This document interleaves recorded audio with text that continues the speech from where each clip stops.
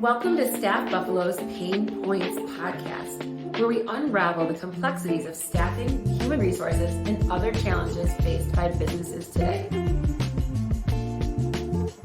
Welcome to the Pain Points podcast. I'm Maggie Shea, and I'm sitting here at this beautiful office in Milestone with Amy Fogle, the CEO. And I would love to know, Amy, how did you get to this part in your career? That's such a good question, and I think an interesting one to answer, like as you're reflecting through your career. But I didn't come to be the CEO of Milestone or the CEO of any organization. It's not where my career path was going, or where I even thought it was going. So when I graduated with my undergrad in finance, I wanted to work on Wall Street. I wanted to work with the traders, be involved in the stock market, and that's just what I did. I moved down to New York. I worked on Wall Street, and I really understood the fast pace of any financial institution, really understanding how to communicate clearly, how to work with in a demanding institution, and really setting the stage for my career. Now reflecting back was such a great way to start. It was fast, it was busy, it was longer hours, it was really understanding how you can put these boundaries in your life too. And then fast forward, I came back to Buffalo and worked in operations and then further in RIA here in Buffalo. And I just really was able to see how all of these pieces fit together in the financial world. And then also how to talk to clients and how to talk to financial advisors. So the beginning of my career was really based on financial services. And then when I met John Bear, who is the founder of this organization, and we were talking about the organization, how he built it, and then his passion for it really shines through. He wanted to bring me on to run the RIA that was once part of the Milestone organization. And what he wanted in this role was someone that understood what people went through, was able to talk through the financial products and services that we had to offer. So when I did come on and I understood this little corner of what the company was doing and was running that, I just got really curious about the rest of the organization. Well, what are we doing over here? What are qualified settlement funds? What's happening with these litigations? Just a new world that I've never experienced. Really thinking about the legal side of this organization because I came from financial services, so that's what I knew. So it was really taking a new approach to Milestone and looking at things differently, and at the same time he was really willing and wanted to take a step back. So when he offered me the role of CEO, I couldn't help but jump at it and say, yeah, this is the next challenge. This is what all of those puzzle pieces that I learned in the past is going to help me to present something new to Milestone and to bring technology and bring just a different viewpoint, different ideas, and that's really what I did. I love that. So overall, your curiosity, kind of continuing to learn, that thirst for knowledge, that really solid base of knowledge as well, just kind of culminated into the CEO spot and being like, okay, I'm taking this and I have vision surrounding it and I have ideas and I have contacts to reach out to. So with Milestone, experience this phenomenal growth underneath your leadership. What do you attribute that to? I think it's a lot of things. I think when I first became CEO of Milestone, the one thing we wanted to do is we wanted to do things a little bit differently. And I think the industry was really ripe for change at the same time. So coming out of COVID, everyone was looking for these new approaches to any industry, but specifically in the legal industry, we thought, well, why can't we streamline the payments that are going out to people? So as I was learning about qualified settlement funds and how a litigation starts and finishes and where we live in that process, why can't we do things differently? Previously, any administrator that worked in this industry, what they would do is they would send paper checks. They would send documentation to get signed, all in the mail. So let's flip that upside down. Let's figure out how to do this better and how to create this streamlined process, because at the end of the day, the law firm is our client, and we want to come to them with the best approach, the best process, the best success in any given project. So that's what we did. We created a platform that is called Pathway, allowing people to do everything we do in this organization, allowing them to sign their documents digitally, allowing them to opt into a financial plan if they want it or need it for their own family, and then lastly, to be able to meet them where they are. How do they want their payment? Do they still want it in a check? Sure, you can have it. But maybe you want an ACH, maybe you want PayPal, maybe you want a prepaid MasterCard. There's all these different options that we can all use when we go to dinner with our friends. Mm-hmm. So why can't someone going through any sort of litigation or hardship, why can't they receive their payment that way too? And obviously, it streamlines everything for the law firm too, because they don't have to be stuck in the muck of everything going back and forth through the mail. We can just hone everything and then send them it all in a bow at the end of the process. So that was the start, and I think that's where the growth really came from. It was coming out of COVID, it was rethinking our processes, how can we serve our clients better, and then going and creating it and getting it out there for everyone to use. So not only did we grow because of it, we had to bring this exceptional staff together so that we could meet the needs of all of our new clients. That's phenomenal. So then tell us a little bit more about how Milestone works. So you have your clients, which are the attorneys, and then you have the people that are receiving the settlements. And how does the streamlining affect not only the lawyers, but then also the families at the end? Yeah, it really serves both, because at the end of the day, when there is a settlement that occurs, people are going to receive some monetary value from that settlement. But before that, they have to sign all of these different documents. We call it settlement administration. So they go through the process of signing their document, and then from there, there's probate coordination, there's bankruptcy coordination, depending on what's going on in anyone's given life, any claimant. And then from there, we are paying people at the end of the day. Everyone that was involved in any litigation is going to receive a payment, and that's going to go through our pathway. So we think of, at the end of the day, we've always been very driven, our mission to do what's best for the plaintiff or the claimant. Mm-hmm. So that's why this approach allows them to pick their payment type, allow them to be educated on financial planning if they need it, but also to get that payment more quickly.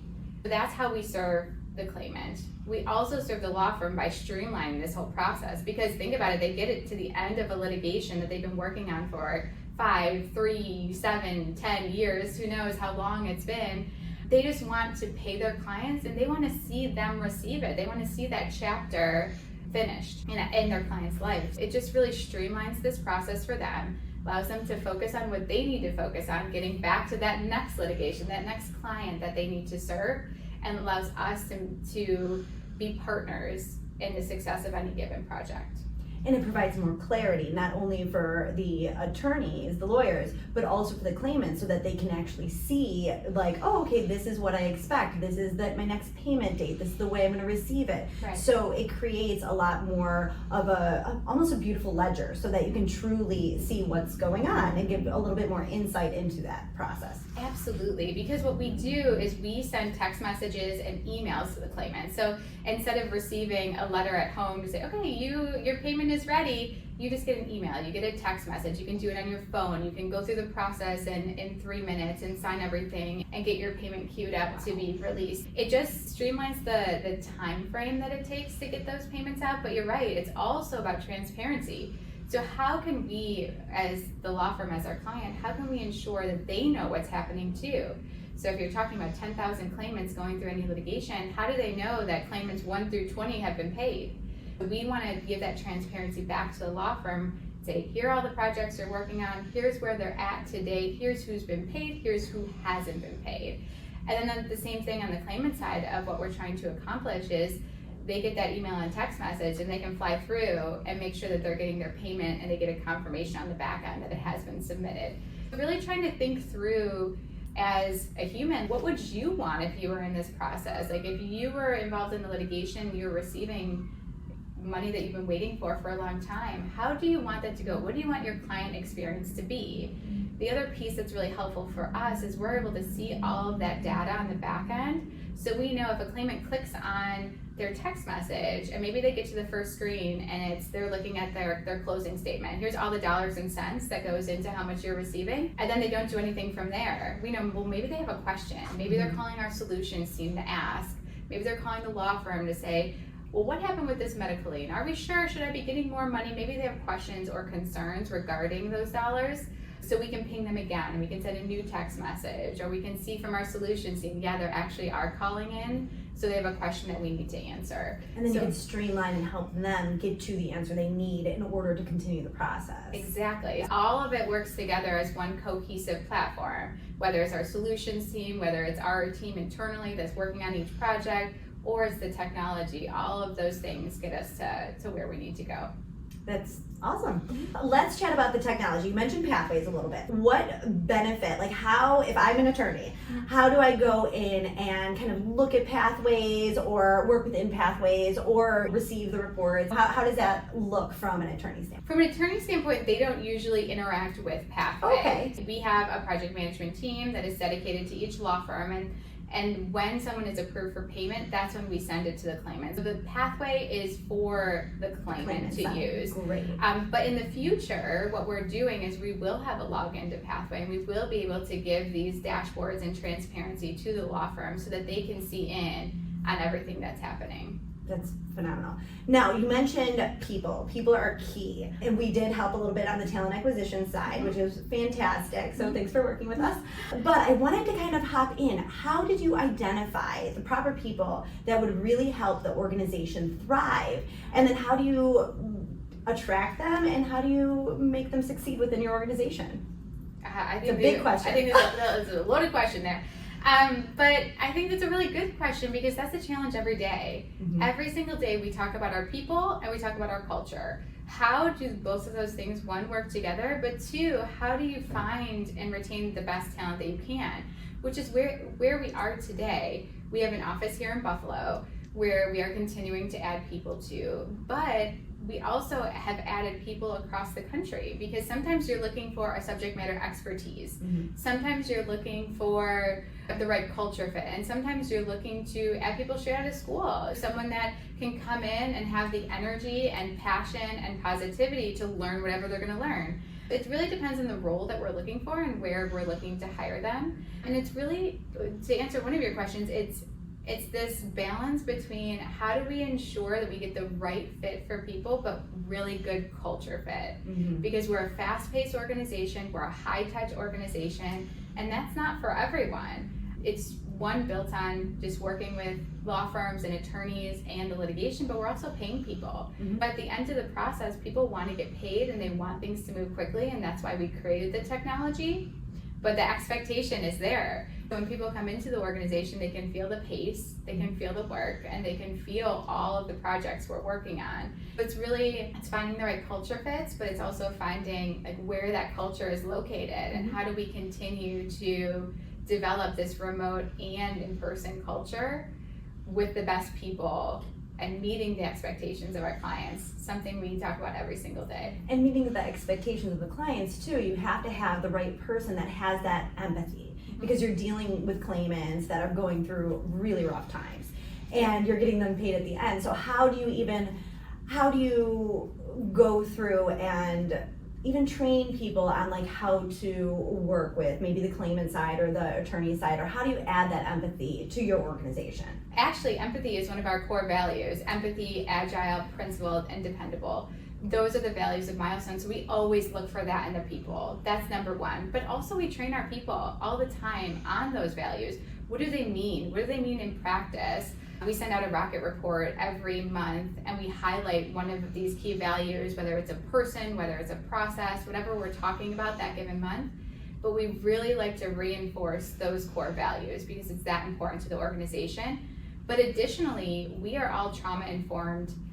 We go through a care training once a year so that everyone understands whatever the trauma is that someone is going through, they're going through a trauma when they're in a litigation. We want to ensure that we know how to meet every client where they are, and then we can all talk to every claimant that comes through the door. So that's another piece that's really important to our organization, is staying true to those values and staying true to the claimant comes first. That's fantastic.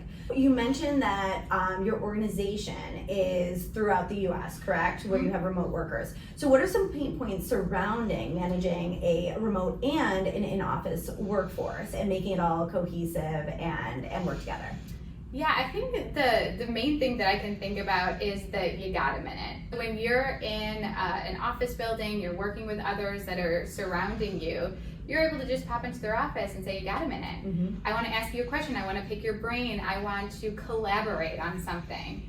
When you're a remote employee, you have to be very diligent about doing that. You have to actively call someone. You have to put a meeting on the calendar. So then you get into this meeting culture where you have meetings stacked all day long because you got a minute turns into a 30-minute meeting instead of 5 minutes while you're grabbing a coffee. It really changes the dynamic of how you collaborate with individuals and also how you build your trust bucket with individuals too. Because as you have more trust with your colleagues or your manager, people that are working with you, you're able to build a stronger, more cohesive team. So with remote employees, it just takes that much more effort to do it. What we do is we do an annual summit here in Buffalo once a year where we bring everyone together. We do sessions, we have activities, we do our holiday party, things like that. And then additionally, we've been doing some smaller meetups. We're going to Texas next week. We have a larger population in Houston and Dallas, and a few in Austin. So we're gonna have a group of people come together and just work next to each other. That's great. Like not actually an agenda, just work next to each other, because I think sometimes idea sharing just happens organically. I agree. We're trying some meetups, we're trying coming to Buffalo. But again, it's something we talk about all the time. What could we do better? How can we ensure that the remote employees feel as valued, feel as part of the organization as the people in Buffalo do, because we get to see each other. We get to have those interactions and those daily experiences that fills your trust bucket more quickly. Yeah. It's a work in progress, I will say that. It sounds like you're doing very, very well with it. I love the idea of the meetups, especially leaving the Buffalo, like the headquarter area, and not always bringing people up. Yep. July in Texas though. And you know what, we went to July last Texas too, so I'm not sure what draws us there in July, but yes. Maybe flip-flop the holiday party. Yes, we need to. No, but that's wonderful that you're really trying to bring everybody in and trying to have that communication. Do you have simple things like weekly meetings, like more of, that almost any organization can do, more of like that digital connection? Do you have like an HRIS that you use or like a messaging system? We use Teams to message back and forth and to communicate, video phone calls, things like along those lines. We also do a monthly town hall. Everyone gets on a 30-minute town hall once a month, and we talk about our people, we talk about our purpose, we talk about innovation, what's happening in all of those buckets, and really highlighting what's happening within the organization from the previous month, but looking into the next month. It's not just a look back meeting. And then also I mentioned the Rocket Report. So that's something that we can put all sorts of information, whether it's personal, so people can see if someone just got married, or if someone is having a baby, or if something, a milestone happened in someone's life, we can highlight that and share it within the organization, because as you grow, you lose some of those touch points with everyone. So we want to make sure everyone is in the know and everyone understands what's happening within the organization. So through those two communication channels, we're able to talk to everyone and ensure that the communication is throughout the whole organization. And then additionally, you just try your best to talk to your managers and make sure that all of the information flows through the organization as best as possible. That's great. You keep talking about the trust bucket, but I just want to ask about your energy bucket. How do you fill up your energy bucket and stay focused on so many different things? Because obviously you're concerned about your people, your employees, you're concerned about the attorneys, your clients, you're concerned about the claimant. How do you fill up your bucket so that you can continue to run the organization? That's a really great question. Well, I have 3 little girls at home, and they fill up my bucket certainly. So with my husband and the 3 girls, we like to go on walks and play outside and play in the pool, especially now here in Buffalo. We just want to be outside as much as possible. So that really fills up my bucket. And outside of that, I don't know that I have a lot of time for much more. But it's funny because some of the simplest things in life just can fill you back up and allow you to go on to the next day. Sometimes it's as simple as taking a walk, or my daughters are on their bikes and I'm trying to keep up with them. But that really is what makes your day, especially after a long day of doing all the different things, to be able to just be outside, take a deep breath, reconnect with nature, reconnect with family. Yeah. And then you just start the next day and you're like, okay, what's today? Simple things in life that just ground you again. Yep, and I think one of the best things too is that you just try your best every single day, because there isn't one thing that you can reach to say like, this is gonna make it better, or this is going to fix this problem. Tell me a little bit more about the claimant side. So what is a typical pain point of a claimant? I think there's two. I think one pain point is the time. So it takes time to get through the process. And that's because we have to go back and forth. It's because there's medical liens, because we have to transfer data, because we have to make sure we're paying the correct people the correct amount. But also, it's the financial literacy. It's ensuring that we're educating claimants on what they can do with these funds. I always say, someone that's receiving $5,000 or $500,000 can affect their life and will affect their life in some way, shape, or form. Maybe someone is on government benefits and they can't take this money in, or else they'll lose their benefits. So what can we do for them? We have lots of tools available, and our settlement planning team can talk through that holistic plan for each individual. But if someone is receiving, say, $1 million, what does that look like? Is someone injured in their family? Do they need a special needs trust? Do they need special care? All of those different aspects of their life can be handled. They can be helped. There's a solution for it. And our team is really there to guide them through that educational process. And then additionally, some people just want to spread out their money over a long period of time. They're saying, okay, I'm getting $250,000 from this settlement. I want to ensure this lasts for 20 years. What can I do? How can I make that happen? There's financial tools available for that. There is an annuity, or there is an investment-backed structure. There's all sorts of tools that can help them to achieve those goals. It's just about knowing that you want to achieve those goals. So what we do in Pathway is we have the center of the process. First, you sign all your documents, but then you're able to be educated. And the way we educate people is through videos. So depending on the demographics we're talking about, just recently we worked on a project that was younger kids. So we used videos, we used caricatures, like here's what's gonna happen if you take this money in with your FAFSA, so that they understand, and we meet them where they are. Videos work, but maybe for some older individuals, maybe they want bullet points, like here are the 5 things you need to think about before you press the button next. So we really try to get creative on who we're working with and how they're gonna receive information well, so that we can help them through their own challenges. So it could be either a scary moment, or maybe even too excited, like, oh, I'm just gonna spend it right away. And what you're taking the approach of is, okay, this is probably a once in a lifetime payout. So let's make sure that we have your end goals in mind, whatever that may be, on how you want to spend it and how you want to retain it. And even you mentioned FASB, so that you can still get the proper amount from any kind of education that they may need in the future. I think that is phenomenal that you offer those services, so it takes the scariness away from those. Exactly, because you don't know what you don't know. And most people that are going through any sort of litigation, they haven't been through this process before. They don't know what it's like to receive these dollars. They don't know how it's going to affect their life, or what happened to get them to this point. So it is a service that we feel really passionate about, to make sure that everyone understands there is this option here. There is someone you can talk to that you can get the right information from. And even if you say no thanks at the end of it, at least you went through the process and you said, okay, I know all the information, I'm making an informed decision at this point. So that's really what we try to do. I love that. Absolutely. So we chatted about the claimants a little bit. Can we actually talk about the law firms and how you actually work with them and the pain points they may have that you actually satisfy for them? Sure, yeah. What we try to do with the law firms is we try to treat every law firm like a partner. We want to meet them where they are. We want to understand what they need. And one way that we do that is through our onboarding. So any given law firm, if they're starting to work with us when they haven't worked with us previously, or if they have worked with us previously but have a new project, they go through our onboarding phase. And that's really the who, what, where, when, how, and why are we going to work together. It's like all the things.